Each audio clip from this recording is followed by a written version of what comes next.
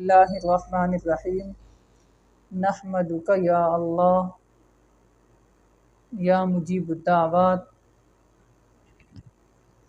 جن احباب کے گھروں میں یا جن لوگوں کے گھروں میں جھگڑے اور پریشانیاں، مصیبتیں، تکلیفیں، رنجشیں اور بیماریوں نے ڈیرے ڈالے ہوئے ہیں، بچے پریشان ہوتے ہیں، بڑے پریشان ہیں یا پریشانیوں سے جان نہیں چھوٹ رہی، تو وہ 3 دن کا عمل کریں، اللہ تعالیٰ اس سے محفوظ فرما دے گا۔ یہ ہے ذی الحجہ کی 13، 14 اور 15۔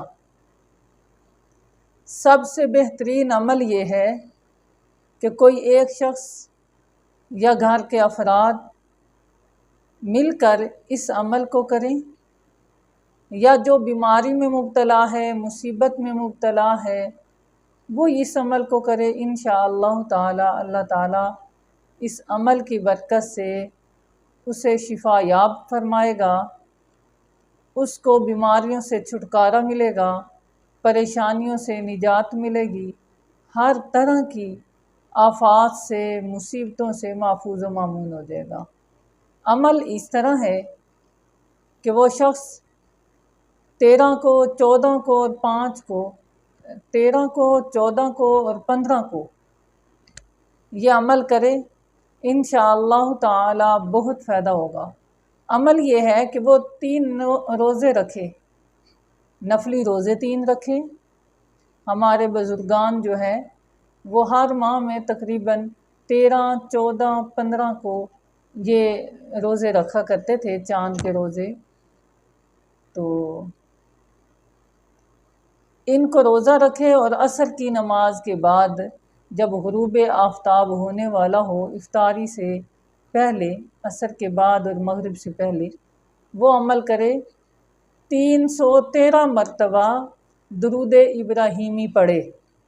پڑھتے وقت اپنے مقصد کو تصور میں رکھے اور اس کے بعد پانی پہ دم کر کے گھر میں چھڑکاؤ کر دے، اور پانی کو بچوں کو پلائے جو لڑائی جھگڑے اگر کرتے ہیں تو ضد کرتے ہیں، بیماریوں میں مبتلا ہیں، پریشانیوں سے یا کسی بھی طرح کے معاملات ہیں، تو اور دعا مانگے، افطاری کے وقت دعا مانگے، تو اللہ تعالیٰ اس کی برکت سے اس کے تمام اسباب کو، تمام جو معاملات ہیں، رزق کی کمی کے، پریشانیوں کے، مصیبتوں کے، لڑائی جھگڑوں کے جو مسکن بنے ہوئے ہیں، اس سے انشاءاللہ نجات عطا فرمائے گا۔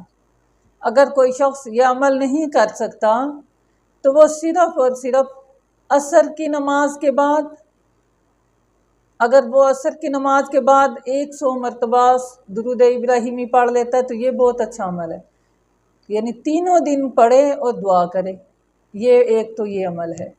دوسرا یہ ہے کہ اگر عصر کے بعد بھی نہیں پڑھ سکتا، کسی بھی وقت باوضو ہو کے اپنے مقصد کو ذہن میں رکھے اور یہ عمل کرے، انشاءاللہ تعالی اس سے اس کا مقصد بھی پورا ہو جائے گا، اور بیماریوں کا جو مسکن گھر بنا ہوا ہے، پریشانیوں کا مسکن بنا ہوا ہے، اس طرح کے جتنے بھی معاملات ہیں اللہ تعالیٰ آسانیوں میں فرمائے گا، اللہ شفا یابی عطا فرمائے گا۔